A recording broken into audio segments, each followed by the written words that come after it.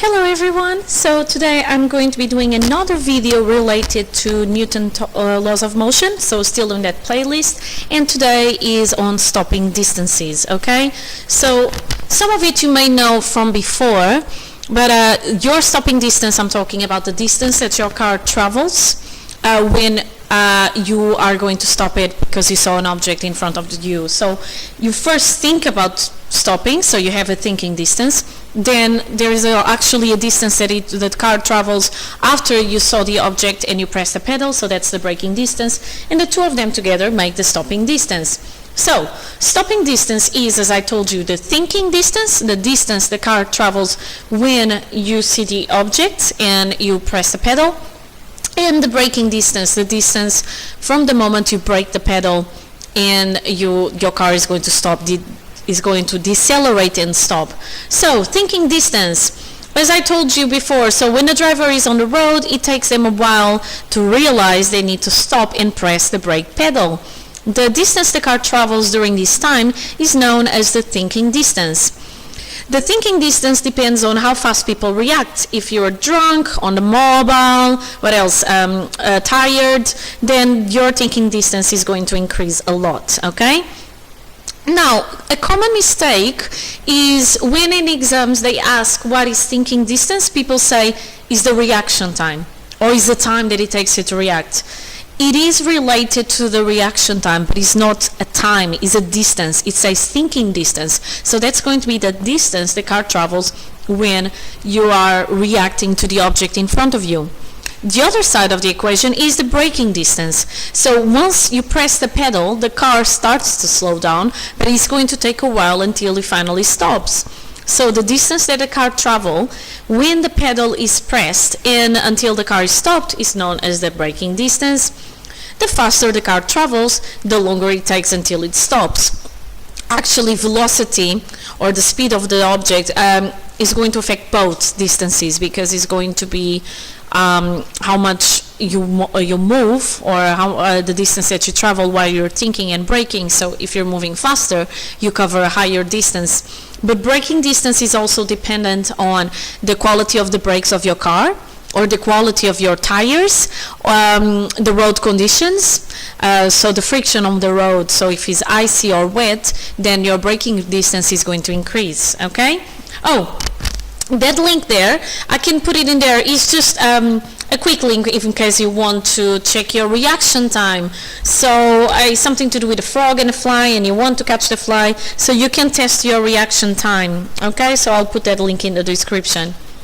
Now let's look at different thinking distances and braking distances. So first let me just show you this I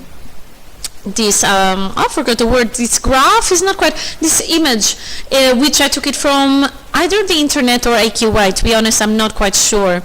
So you have different speeds for the cars, and in blue you have the thinking distance, and you can see how the thinking distance increases as your speed increases, and you have the braking distance, which again you can see how much it increases as the speed increases. Now, just to give you an idea, if you are going at 20 miles per hour, you only take 12 meters to stop.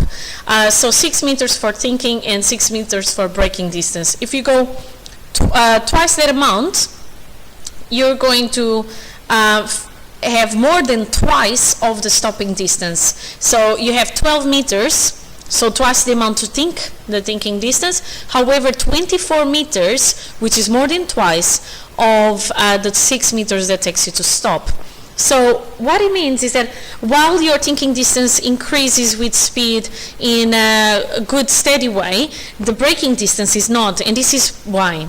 The thinking distance you calculated as following. I'm going to call it S1. Is simply U times T0, where U is going to be the initial velocity of the car before you press the brake pedals, and T0 is going to be the reaction that you have. However, the braking distance, which I'm going to call S2, is equal to U squared divided by 2A, where U is going to be the velocity that the car is going when you brake the pedal. 2 is the number 2, obviously, and A is your deceleration. You're actually, so A is the yeah, it's like the negative acceleration because you're stopping, okay? So you would have a minus sign in there that cancels out. Where did I get this formula? Well, remember that I want the distance traveled, right? So I want S. V is equal to 0 because my final velocity is 0, okay? So I get minus u squared equals 2as.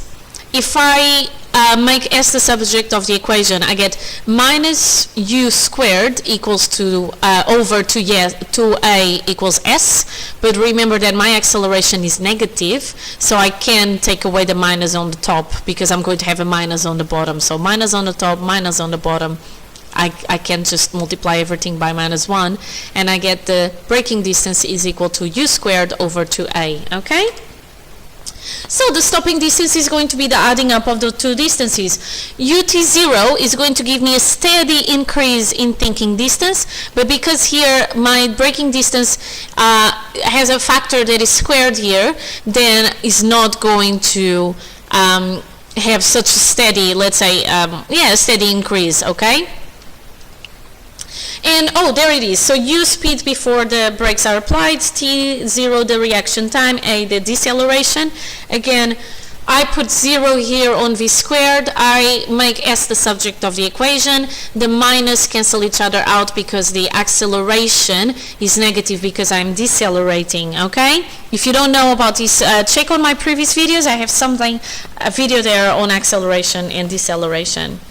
Now, something that can happen is your car can skid. So you are trying to brake, but your braking is going to take longer because your car is skidding, okay?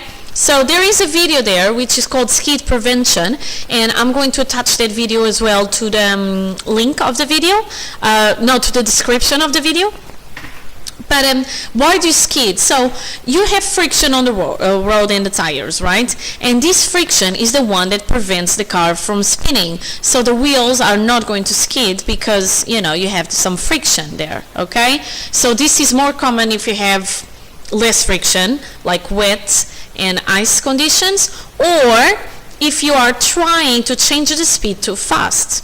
So if you try to accelerate too fast, and even if you try to brake very strongly, then the wheels can skid.